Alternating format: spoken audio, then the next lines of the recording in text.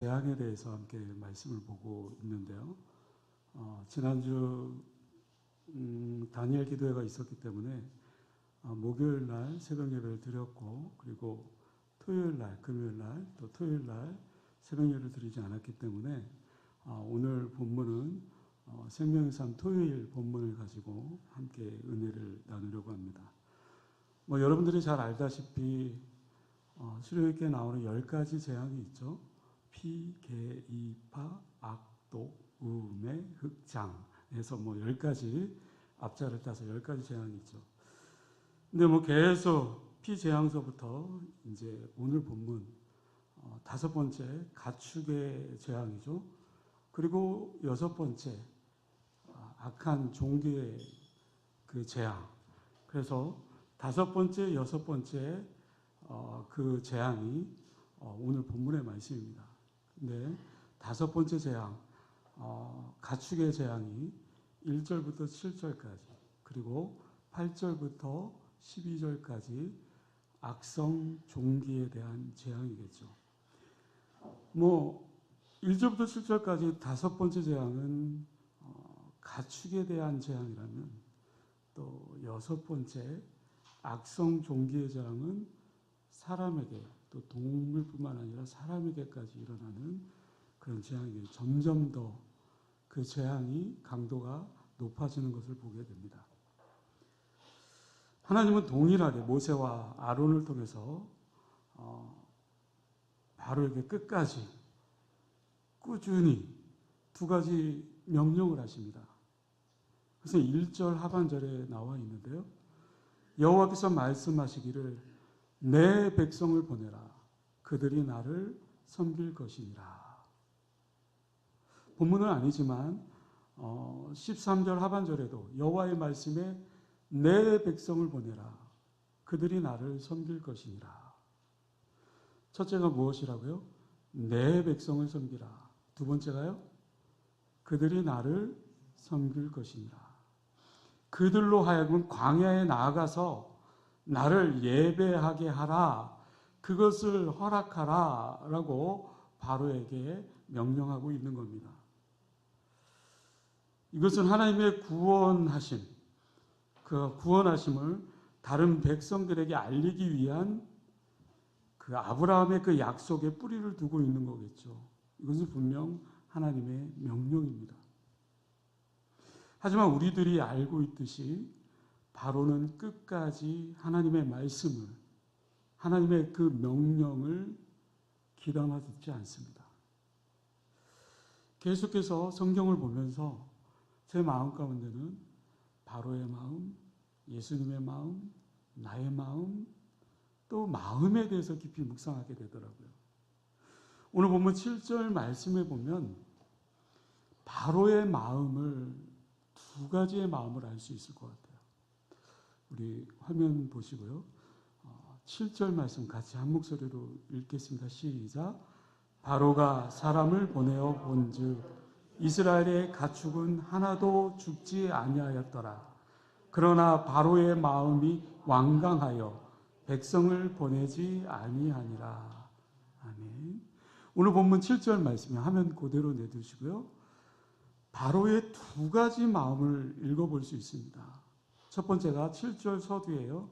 바로가 사람을 보내어 본즉 이스라엘의 가축은 하나도 죽지 아니하였더라. 바로 앞 단락에 그 4번째 파리 재앙이 나옵니다. 백성들이 거하는 그 고센 땅에는 아무런 재앙이 없습니다. 그러나 애굽 땅에는 그 재앙이 임하죠. 구별된 백성에게 임하지 않는 그 재앙이 4번째 재앙, 파리 재앙부터 드러나고 있는 거겠죠.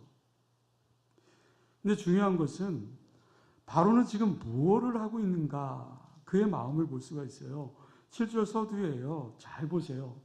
바로가 사람들을 보내어 이스라엘 노예들이 거하는 고센 땅에 가축들은 괜찮은지 확인했다라는 거예요. 바로가 사람을 보내어, 근데 고센 땅에 이스라엘 백성들이 그 재앙으로 말미암아 지금 죽었는지 살았는지 그것을 확인하고 싶었다라는 거예요. 바로 왕이 도대체 어떠한 마음으로 그것을 확인하려고 했을까? 아마도요, 이러한 사건이, 이 재앙으로 일어나는, 애굽은 재앙이 임하고 구별된 이스라엘 백성들이 거하는 고센 땅에는 재앙이 거하지 않는, 그래서 거기에 사람을 보내서 확인하려고 했던 그 바로의 그 마음 가운데는 이것이 정말 자연적인 재앙인지 아니면 정말 여호와의 손, 즉 하나님의 권능에 의해서 그 재앙이 임하였는지 확인하고 싶었던 거예요. 그러니까 바로는 분명히 그것이 하나님의 권능임을 알고 있었어요. 알면서도 지금 그 마음 가운데는 반대하고 싶은 거예요. 이것이 바로의 그 행동이었습니다. 성경은 분명하게 이러한 사람을 어리석은 사람이라고 얘기하죠. 바로 한 사람 때문에 애굽의 짐승과 수많은 그 사람들이 그 재앙으로 괴롭히게 됩니다.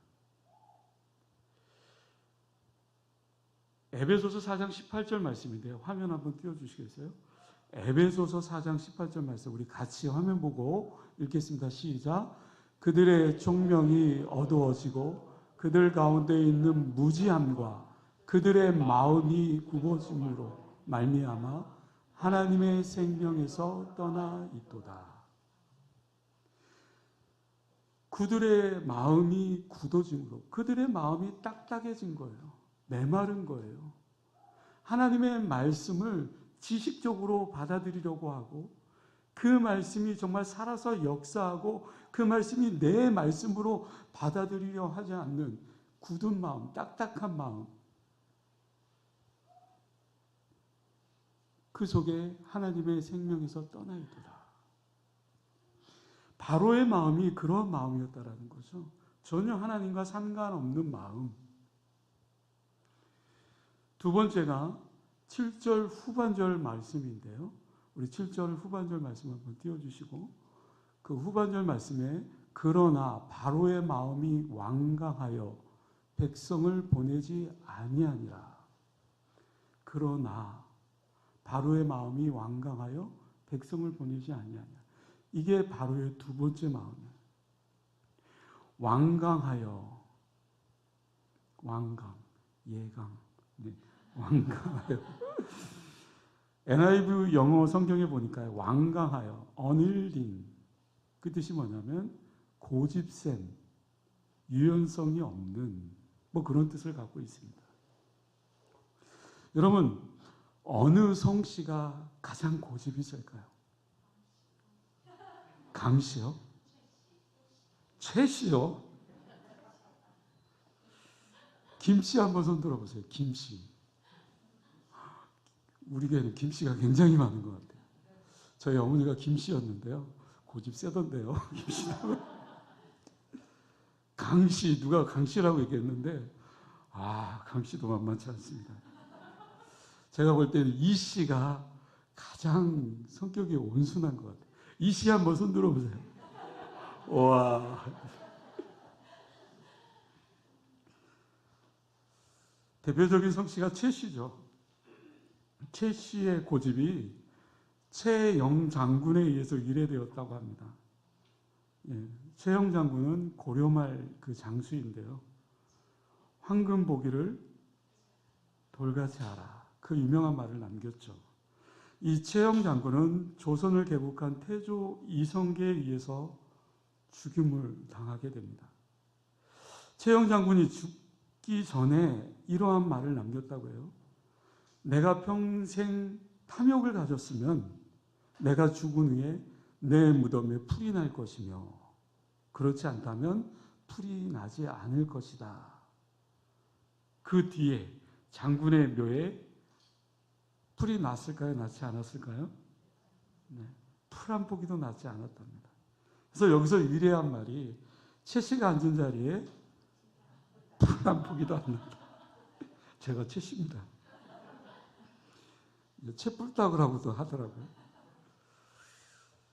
어쩌면 그 유래에 보면 굉장히 정말 청렴하고 좋은 의미에 쓰여졌지만 후대에 와서 고집센 사람으로 이렇게 변했던 거죠.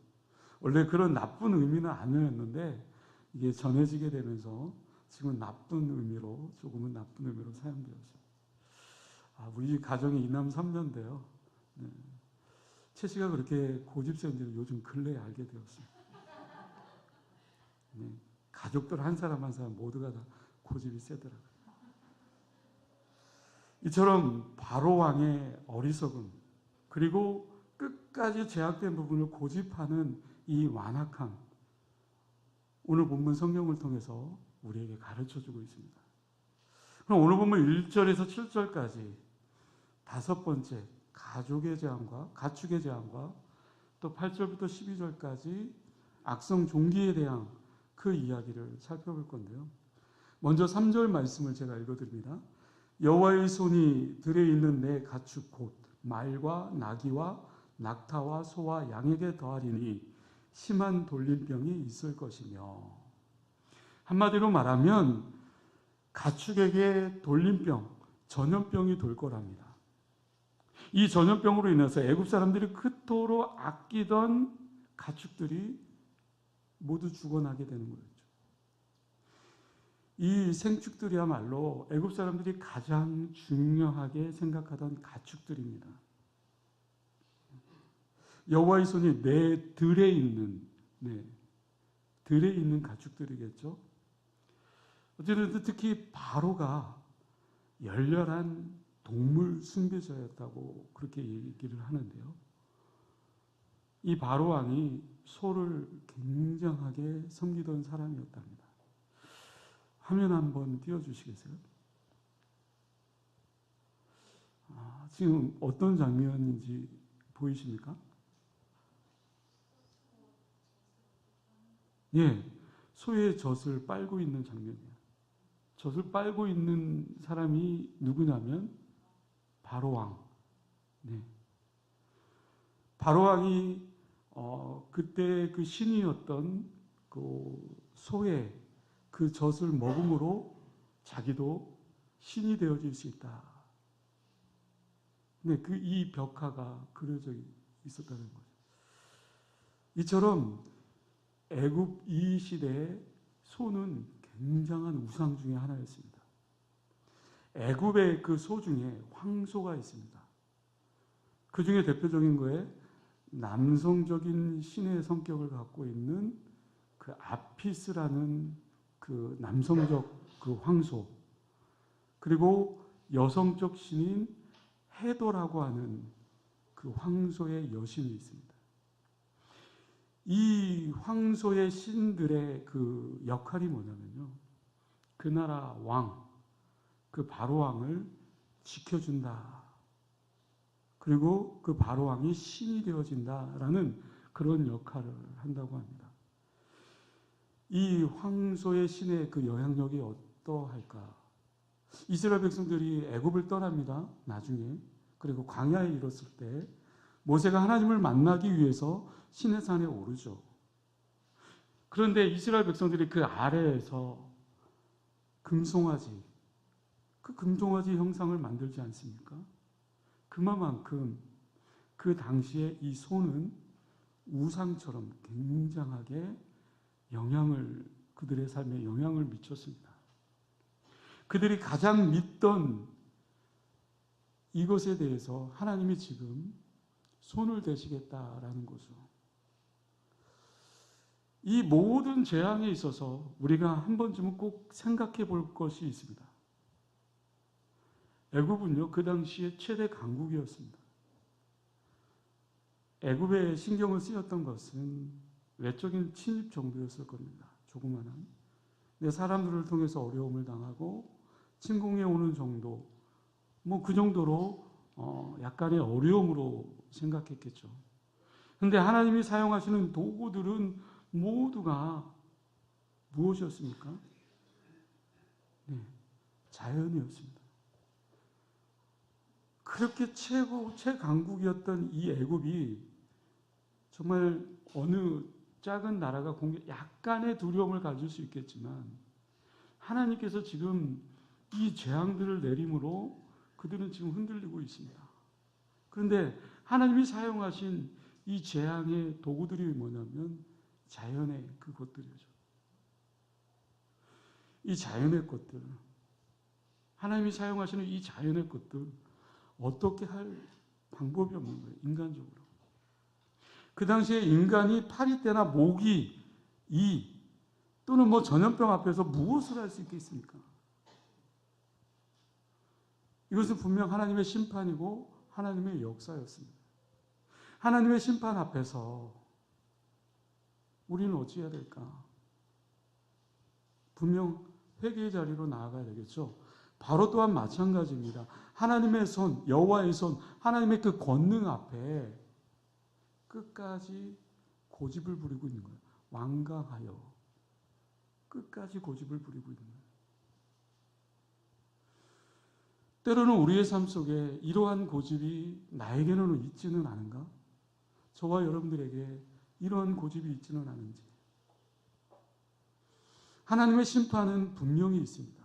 하나님의 심판이 무서운 것은 우리가 회개하지 않고 하나님의 심판이 계속될 경우에 점차 더 큰 심판의 강도가 임한다는 거죠. 10가지 재앙이 점점 더 마지막 장자의 죽음까지 심판의 강도가 점점 세지는 것을 보게 됩니다. 이제 하나님은요, 나일강의 강물을 피로 변하고 또 개구리, 또 모기, 파리재앙, 이제는 생축을 향해서 징계의 손을 펴는 것을 보게 됩니다. 이것은 이제 인간에게까지 그 심판의 범위가 넓혀져 가는 것을 보게 되는데요. 10절 말씀을 볼까요? 그들이 화덕의 죄를 가지고 바로 앞에 서서 모세가 하늘을 향하여 날리니 사람과 짐승에게 붙어 악성 종기가 생기고.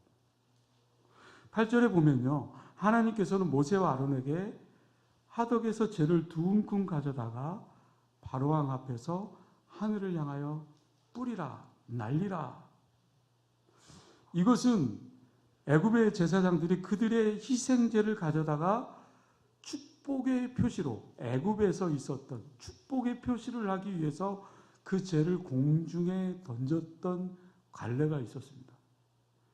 하지만 이제는 반대로 하나님께서 그들의 축복을 저주로 바꾸고 심판으로 바꾸고 있는 겁니다. 이 사건의 의미는 뭘까? 이 사건이 뜻하는 것이 뭘까? 이스라엘 백성들이 400년 동안 억압을 받았습니다. 그들은 얼마나 억울했겠습니까? 하나님께서 그들에게 대갚아주심으로 말미암아 애굽 사람들에게 있어서는 저주였고 구별된 이스라엘 백성들에게는 축복으로 바뀌어지는 일들이었죠. 죄를 하늘에 날리는 것, 죄를 하늘에 뿌림으로 말미암아 그 죄가 피부에 닿아서 악성 종기를 일으킵니다. 오늘 성경에 보면 요술사들, 애굽의 요술사들이 바로 앞에서 서지 못할 정도로 그렇게 힘들었다. 여러분, 이 재앙, 10가지 재앙을 한번 잘 생각해 보세요. 처음에는 강이 피로 변합니다. 그리고 이제 개구리가 그들의 주변에 출몰하게 되죠. 그러다가 땅이 이로 변합니다. 그리고 그들의 주변에 있던 파리가 너무 많아서 또 그들을 괴롭히게 됩니다. 그리고 이제는 그들의 생축계까지 하나님의 징계가 떨어지고 그러다가 이번에는 사람의 그 몸 가운데 독종이 일어나게 되는 재앙이 점점 더 세워지는 것을 보게 되죠. 하나님은 계속해서 바로와 애굽 사람들에게 그렇게 그 재앙으로 점점점 좁혀오는 것을 보게 됩니다. 하나님은 회개하지 않고 돌이키지 않는 그 사람들을 향해서 조금씩 조금씩 그 범위를 좁혀오기 시작합니다. 그리고 그들을 향해서 재앙의 그 손을 더해지는 것을 보게 됩니다. 여러분, 우리가 삶 속에서 정말 순종의 자리로 나아가지 아니하고 내 욕심과 내 욕망과 내 정말 사리사욕 때문에 결국 우리에게 떨어지는 것은 무엇이겠습니까? 더 큰 채찍이 임할 수밖에 없는 거겠죠.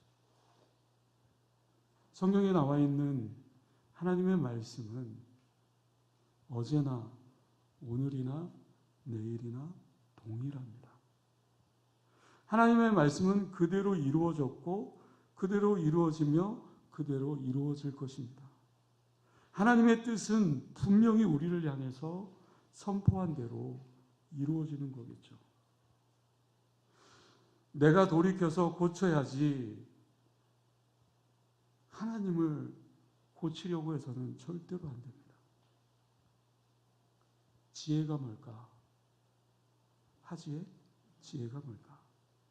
우리의 모든 삶 속에서 정말 멀리 있는 어떤 부분에 하나님의 간섭이 나타날 때 빨리 깨닫고 돌이키는 거겠죠. 하나님께서 점진적으로 점점 더 정말 재앙이 더 세게 정말 점점적으로 다가올 때 이것이 나에게 회개라고 생각하고 하나님을 시인하고 빨리 내 자신의 삶을 돌이키는 거겠죠.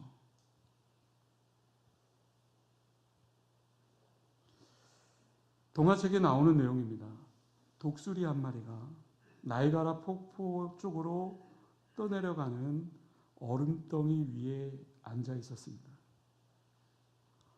그때 역주행하고 있는 물고기가 죽게 되었고 그 물고기를 건져 먹는 재미가 솔솔했습니다.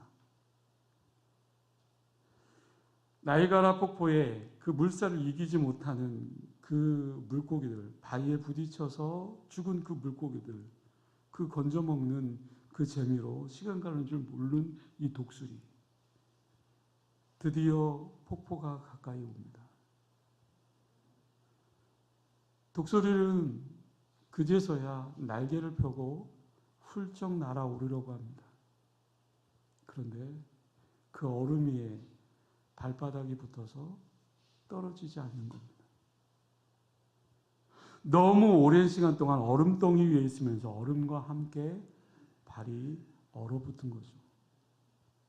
결국 소리를 지르며 폭포 아래로 빠져 죽었다라는 이야기입니다. 너무 늦은 거죠.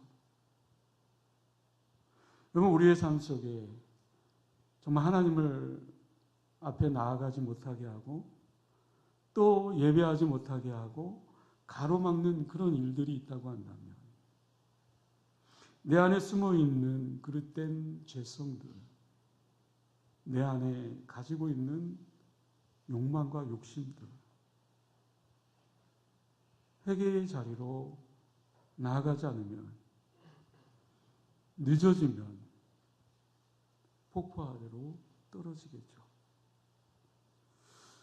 우리가 깨달아야 될 것이 있습니다. 그것은 무엇입니까? 폭포 아래로 떨어지기 전에 날아올라야 되는 것이겠죠. 물고기 건져 먹는 재미에 발이 얼어붙는 것도 모르고 결국 나중에 이러지도 못하고 저러지도 못하는 우리는 그 자리에서 박차고 날아오를 수 있는 그런 은혜가 있어야 될 줄로 믿습니다. 심판의 한계는 정해져 있습니다. 오늘 보면 4절 5절 말씀을 제가 읽어드리죠. 여호와가 이스라엘의 가축과 애굽의 가축을 구별하리니 이스라엘 자손에게 속한 것은 하나도 죽지 아니하리라 하셨다 하라 하시고 여호와께서 기한을 정하여 이르시되 여호와가 내일 이 땅에서 이 일을 행하리라 하시더니 두 종류의 한계가 있었다라는 거예요. 그것은 이스라엘 생축은 보호하였다. 하나님께서 구별된 이스라엘 백성들은 보호해 주셨습니다. 그것뿐이 아니었어요. 기한과 영역이 정해집니다. 하나님께서는 기한을 정해주십니다. 내일 이 땅에서 이 일을 행하리라 라고 했습니다. 적어도 하루라는 시간을 애굽인들에게 주어진 겁니다. 이것은 무엇을 뜻하느냐? 그 이유는 너무나도 간단하죠. 애굽인 가운데 이 하나님을 경외하고 두려워하는 사람에게는 하루의 기회가 주어지는 겁니다. 후일 애굽인 가운데 재앙이 선포되어지면 그 모세와 아론이 그 말을 듣고 자신들의 소유물을 피신시킨 그런 사람들이 나올 수 있다는 거죠. 그 사람들에게는 심판을 면할 수 있게 되는 거겠죠. 이것이 보여주는 것이 무엇이겠습니까? 이것은 기회입니다. 회개할 수 있는 기한의 기회를 준 겁니다. 하나님께서 애굽 사람들에게 회개의 기회를 주기 위해서 이렇게 점진적으로 심판의 강도를 높여갔다는 거죠. 한 번, 두 번, 10번의 재앙에 이르기까지 계속해서 심판의 강도가 세워져 갑니다. 심판이 계속 임할 때는 깨달아야죠. 하나님의 그 경고의 편지는 지금도 계속 우리에게 전해집니다. 내가 그것을 받아보고 돌이키지 않을 때 나는 멸망의 길로 들어설 수밖에 없는 거겠죠. 마지막으로 12절 말씀인데요. 12절 말씀 같이 읽겠습니다. 그러나 여호와께서 바로의 마음을 완악하게 하셨으므로 그들의 말을 듣지 아니하였으니 여호와께서 모세에게 말씀하신과 같더라. 그렇다고 한다면 바로가 하나님께 항복한 이 시기는 언제일까? 그의 모든 것이, 자신이 의지하던 모든 것이 다 사라지고 난 이후입니다. 그때까지 이 바로 왕은 고집을 피우고 있었던 거예요. 하나님의 말씀에 끝까지 대항하고 있는 겁니다. 오늘 본문은 12절 말씀을 많은 부분에 있어서 오해할 수 있습니다. 바로의 마음을 완강하게 아니라 완악하게 하셨으므로, 옛날 개역 성경에 보면 강팍하게 하셨다. 이 표현의 원래 의미는 그냥 내버려 뒀다라는 거죠. 강팍하도록 누가 그의 마음을 내버려 뒀습니까? 강팍한 바로의 마음을 그냥 하나님께서 내버려 두셨다라는 겁니다. 결국 이것은 무엇을 뜻하느냐? 선택은 바로가 하는 것이지 하나님께서 그렇게 만들어가는 것이 아니라는 거죠. 언제까지라고요? 모든 것이 다 잃어버릴 때까지. 바로는 이 모든 의지할 수 있는 것이 다 깨어지기까지 절대로 회개하지 않습니다. 그리고 그는 결국 하나님의 완전한 심판 가운데 서게 되죠. 여러분, 우리가 하나님을 대적하면요, 하나님 앞에 순종하지 않으면 내가 가장 아끼던 것들, 오히려 우리를 죽이게 만드는 그러한 것들로 바뀌게 되어지고, 그것이 정말 순종하는 길이었다면 그것은 귀하게 여길 수 있겠지만, 그것이 오히려 하나님을 대적하는 도구가 되어질 때 그 모든 것이 다 변하고 나를 괴롭게 만드는 그런 것들이 되어지겠죠.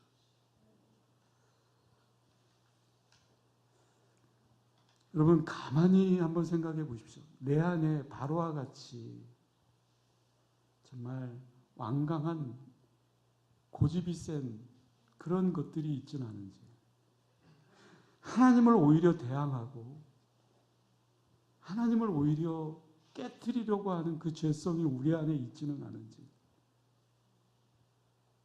바로왕은요, 하나님이 질병까지 주관하는 자임을 경험했습니다. 의심도 했습니다. 그래서 사람을 보냈지 않습니까?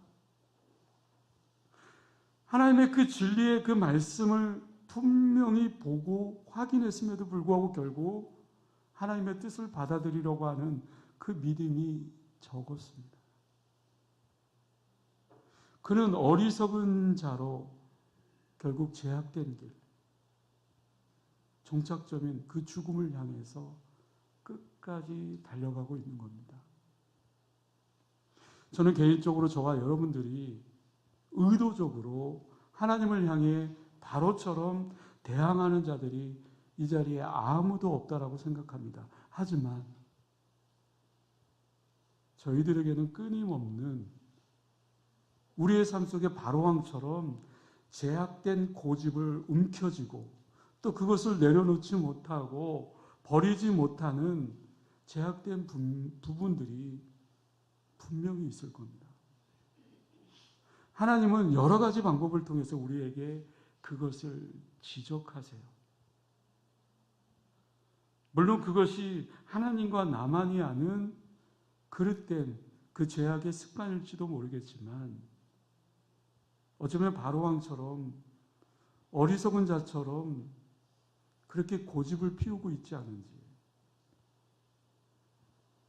하나님이 인도하시는 그 길을 따라 가야 될 줄로 믿습니다. 그 길을 가기 위해서는 때로는 우리에게 순종이 필요합니다. 아니, 결단이 필요합니다. 우리는 살아가다 보면요, 미워하는 사람이 생기고요, 미워하는 마음이 우리의 마음을 강팍하게 만들고요, 그 사람을 용서하기보다는, 이해하기보다는 끝까지 내 마음 가운데 고집 피우고 그 사람을 용서하지 못하는 미워하는 마음, 우리들의 그 모습을 통해서 발견할 수 있습니다. 오늘 본문에서 하나님께서 바로왕에게 계속해서 말하는 두 가지 명령, 그것은 무엇입니까? 보내라, 예배하라. 보내라 라고 하는 것은 분명히 구별하라, 그 속에서 나와라. 우리는 제약된 현실 속에서 그 삶에서 완전히 빠져나와야 됩니다. 그 속에는 절대로 타협이 있을 수는 없습니다. 우리의 방향은 이 자리에 앉아있는 우리 모두가 동일합니다. 우리들 삶 속에서 순종하고 예배의 자리로 나아가야 됩니다. 말씀을 맺습니다. 한 주간 살아갈 때 정말 어리석은 길에서 지혜로운 길로 들어서는,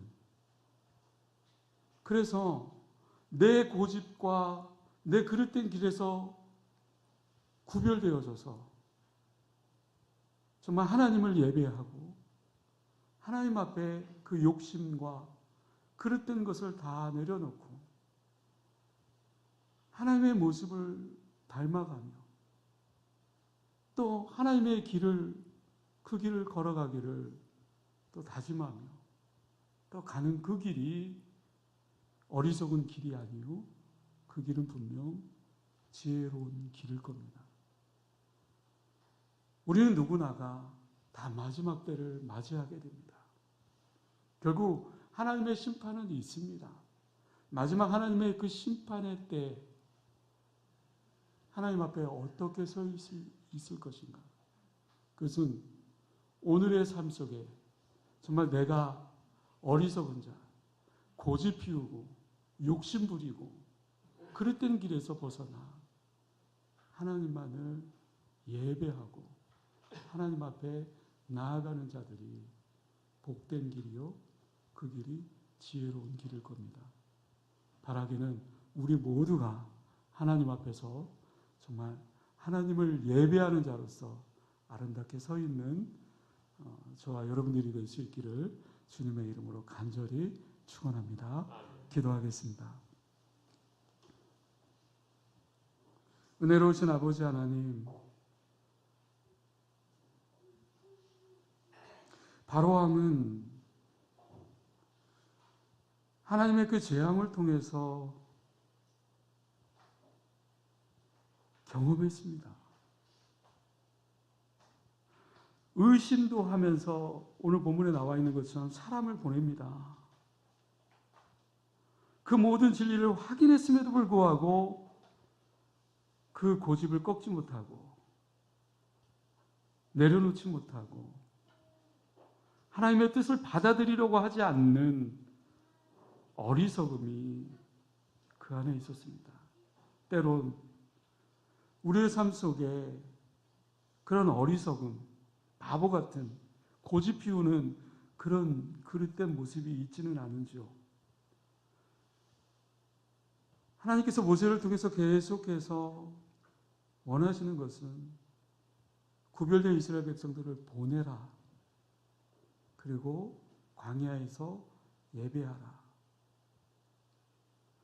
그러나 바로는 너무나 욕심을 부렸습니다. 보내지 못합니다. 고집을 피웁니다. 그들의 신에게 예배하는 것을 허락하지 않습니다.